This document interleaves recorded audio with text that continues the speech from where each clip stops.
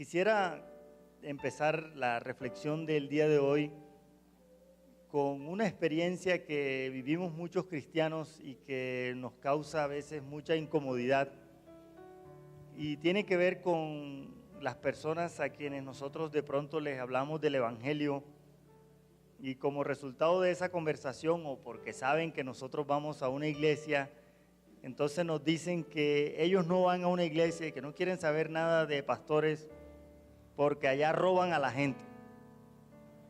Sin embargo, cuando uno piensa un poquito en lo que la persona está diciendo, uno le podría decir a la luz de la Biblia que esa persona tiene razón, en el sentido de que eso sí existe. Todavía más, Dios estaría de acuerdo contigo en que eso ocurre. Hasta la Biblia lo dice. El primero en denunciar la corrupción al interior de comunidades de fe es Dios. Entonces, aunque uno pueda decir, aquí no pasa eso, entonces escuchen la palabra del Señor en ese aspecto para que no les pase. Entonces, en el día de hoy vamos a hablar de una historia muy conocida de ustedes, que es la historia de Naamán, el general que tenía lepra. Y está en el segundo libro de Reyes, capítulo 5. Me ha parecido que un buen título es La gracia, la desgracia y el desgraciado. Es decir, la gracia de Dios que se manifiesta de manera sorprendente en medio de la desgracia, y el que se aprovecha de la gracia de Dios y termina en la desgracia. Entonces, segundo libro de Reyes, capítulo 5, versículos 1 al 3. Naamán, general del ejército del rey de Siria, era varón grande delante de su señor, quien lo tenía en alta estima, porque por medio de él había dado el Señor salvación a Siria.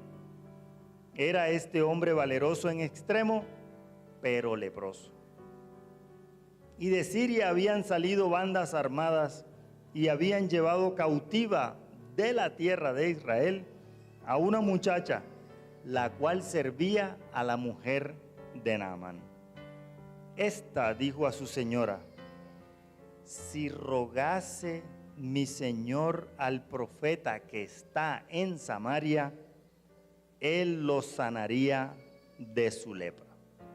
Esta historia, desde el mismo comienzo, le produce a alguien del pueblo de Israel que la leyera algunas incomodidades, y algunas incomodidades fuertes desde el punto de vista de la fe y también desde el punto de vista social. Lo que afirma el texto es que a este general sirio, que es enemigo de Israel, es el Señor quien le da la victoria sobre Israel. Y uno diría, pero debería ser al revés. Pero resulta que en la historia bíblica sabemos que Dios utilizó a los pueblos enemigos de Israel para disciplinar a Israel, para juzgarlo, para castigo, es decir, para corregir al pueblo de Israel. Pero tenemos aquí una situación que de pronto no logramos resolver del todo, y sí que nos parece una desgracia mayor, que es la desgracia de una niña, de una joven que no tiene nada que ver con la guerra, que se la lleven prisionera y la pongan a servir en la casa del enemigo. ¿No es cierto? Ahí hay una cantidad de abusos, ¿no?, de prisioneros de guerra, hoy hablaríamos de trabajo infantil, y de una cantidad de nombres le pondríamos a eso hoy. la siguiente desgracia que hay en esta historia es la de el hombre poderoso con una enfermedad vergonzosa. Una enfermedad que causaba mucho rechazo desde el punto de vista social y religioso también, porque hasta se consideraba que esta persona era impura desde el punto de vista de la dignidad del individuo. Y ocurre en medio de eso un acto de gracia que a uno realmente lo golpea duro y lo humilla. Si uno tiene un hombre de estos que lo ha capturado y lo tiene sirviendo allá en su casa y es enemigo tradicional de tu pueblo y tiene lepra, ¿qué diría uno? Ojalá esa lepra se lo comiera bien rápido. Y pensaría uno tal vez una cantidad de barbaridades por la rabia de la situación. Esta niña, esta joven, y el texto la describe como niña, dice a su señora que ella conoce un profeta en Israel donde él se puede sanar.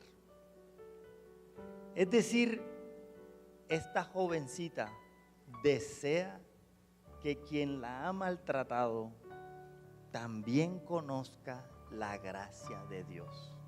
Cuando uno experimenta la gracia de Dios, y este es uno de los temas bíblicos grandes, que el que no opera con gracia hacia los demás, el que no trata a otros con la gracia de Dios, es porque no ha entendido la gracia de Dios. Y eso es el mensaje del Evangelio.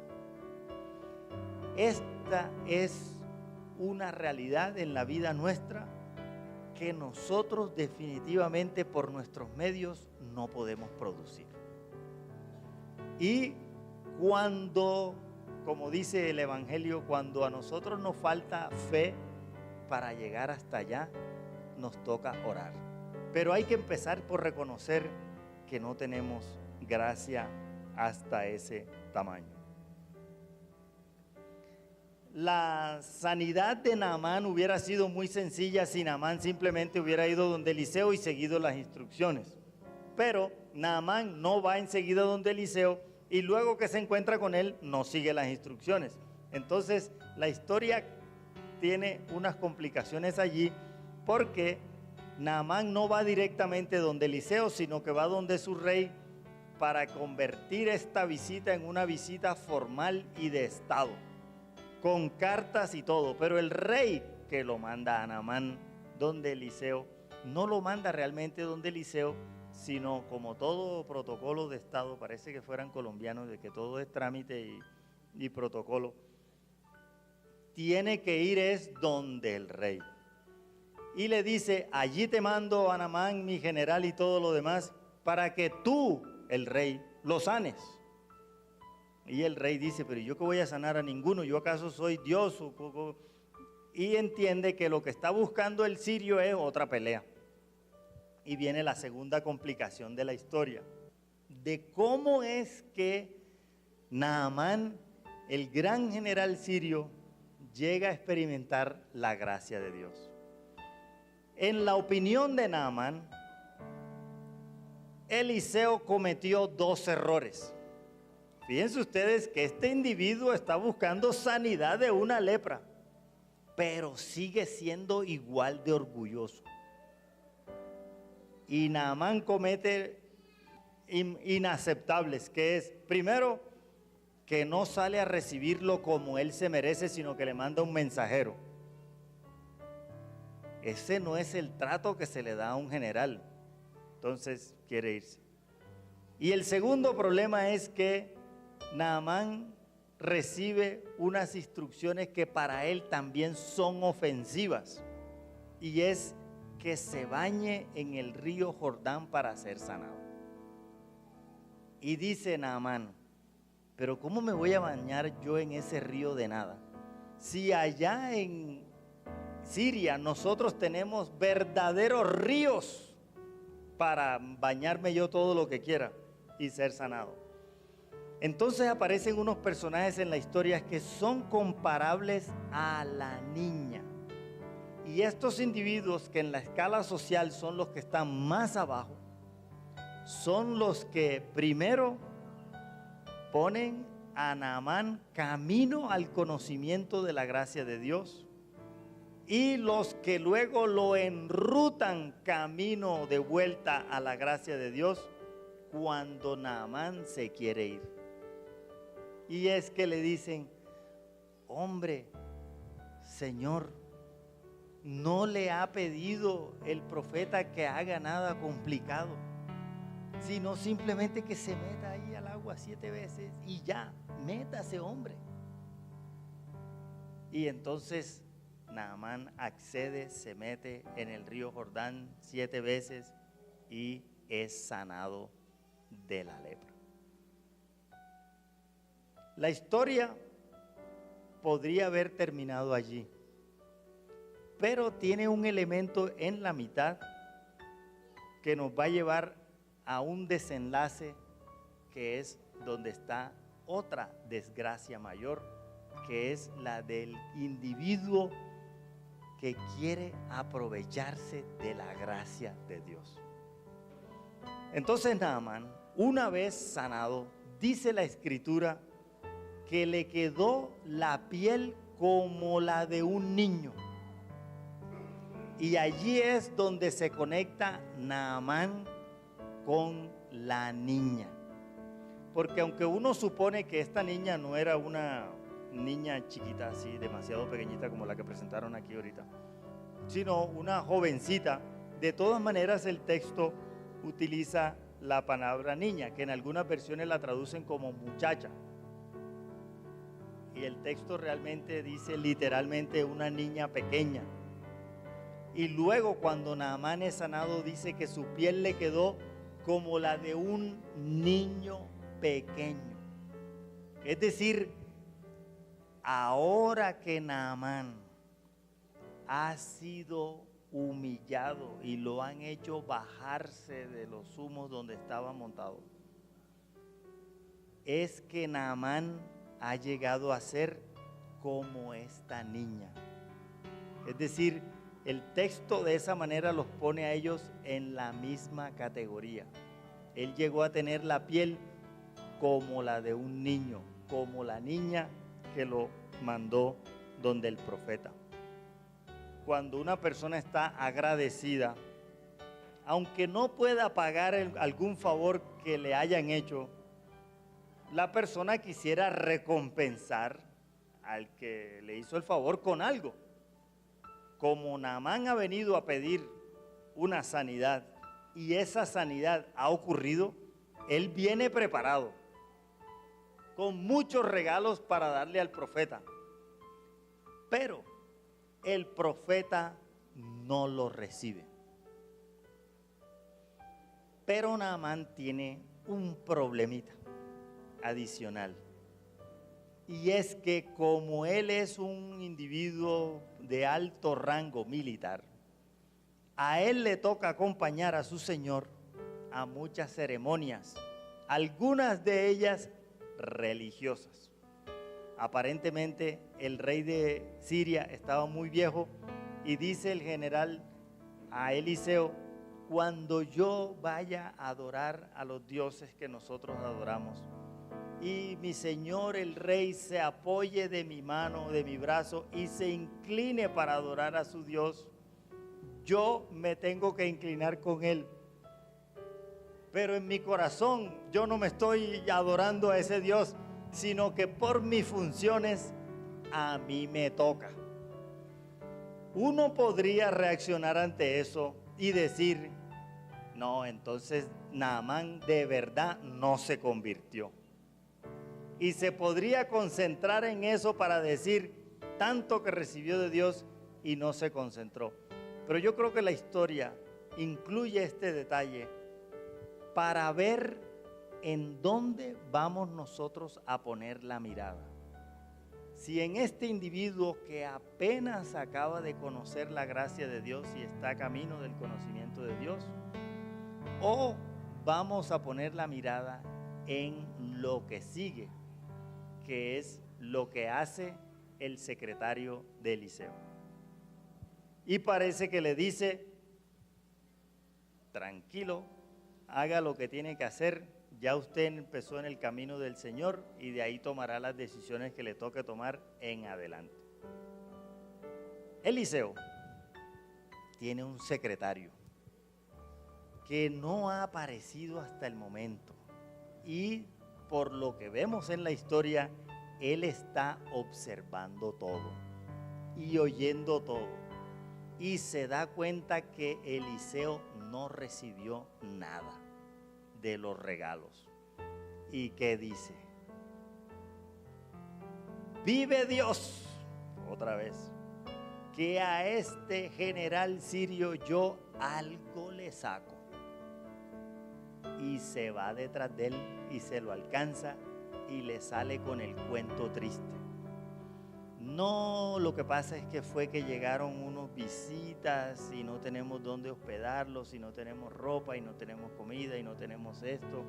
¿Será que tú me puedes, como la palabra que usamos los colombianos ahora, será que tú me puedes colaborar? ¿Y qué ocurre? Lo lógico, un hombre que está agradecido porque ha conocido de la gracia de Dios es víctima perfecta del aprovechado. Pero resulta que, miren el gran contraste que se da en esta historia. El aprovechado es el individuo que es del pueblo de Dios y se está aprovechando del que es del pueblo enemigo que se acaba de convertir. Por eso es que esta historia en este punto también resulta chocante, porque al igual que lo que nosotros vemos en el Evangelio, se está poniendo de ejemplo al que no es por razones de etnia del pueblo de Israel. Y se está poniendo como mal ejemplo al individuo que es de dentro del pueblo de Israel. Y en toda la Biblia hay una trayectoria de individuos así. Por ejemplo, el caso en el libro de Josué de Rahab y Acán. ¿Se acuerdan? El ejemplo de fe es la mujer cananea prostituta.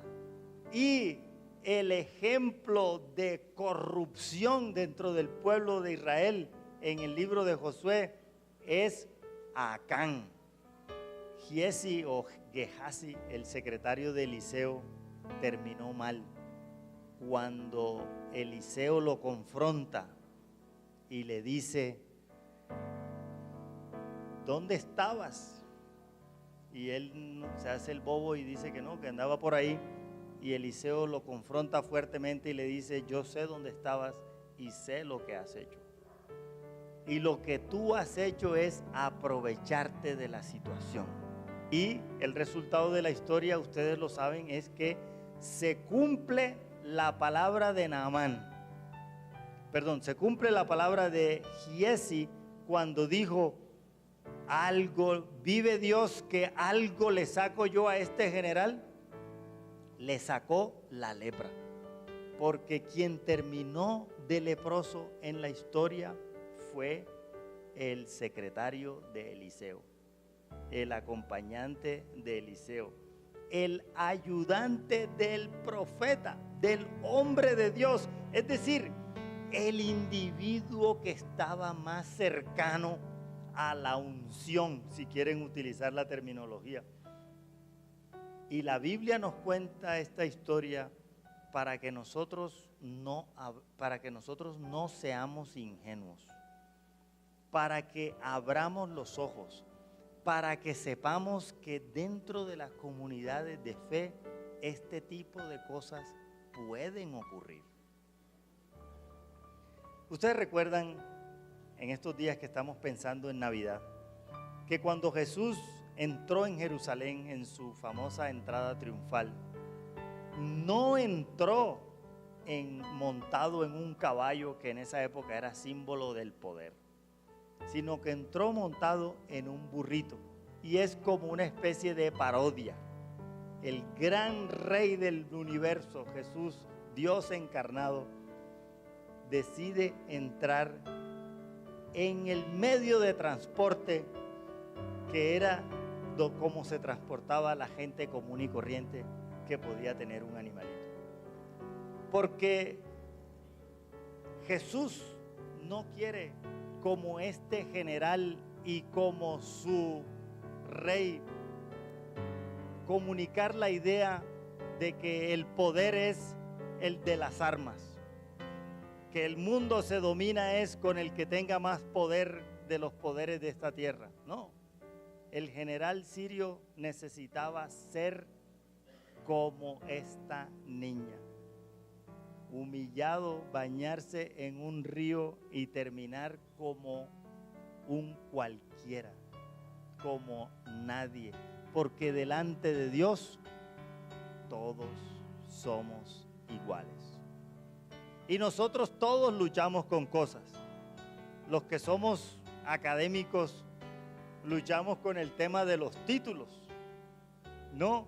De que lo llamen a uno doctor y que le digan doctor, pues porque uno es doctor, y le digan venga aquí y el trato especial y todo lo demás. Y uno como que se va creyendo ese cuento de que uno es alguien y de que es más que otros y que por lo tanto uno merece ciertas cosas. Y tenemos que buscar alguna estrategia para recordarnos quiénes somos nosotros en Cristo.